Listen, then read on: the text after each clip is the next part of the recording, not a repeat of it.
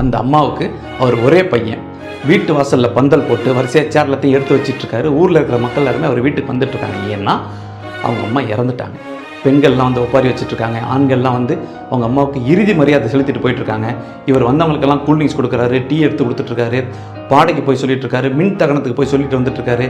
எல்லா வேலைகளையும் ஓடி ஓடி செஞ்சிட்ருக்காரு. ஆனால் அவர் அழுகவே இல்லை.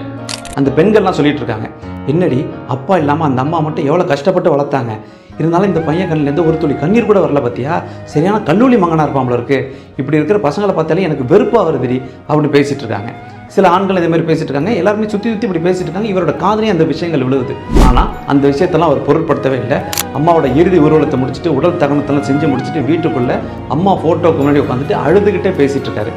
அம்மா, எனக்கு கூட பிறந்தவங்க யாருமே இல்லை, இதெல்லாம் எப்படி பண்ணணும் அப்படின்னு கூட எனக்கு தெரியாது, எனக்கு உதவி பண்ணுறது கூட யாரும் இல்லைம்மா, இது வரைக்கும் ஒரு பிள்ளையா உங்களுக்கு நான் எதுவுமே செஞ்சது கிடையாது, அதனால் உங்களுடைய இறுதி ஊர்வலத்தை சரியான முறையில் செய்யணும் அப்படிங்கிறதுக்காக நானே ஓடி போய் எல்லாத்தையும் செஞ்சுட்டு இருந்தேன்.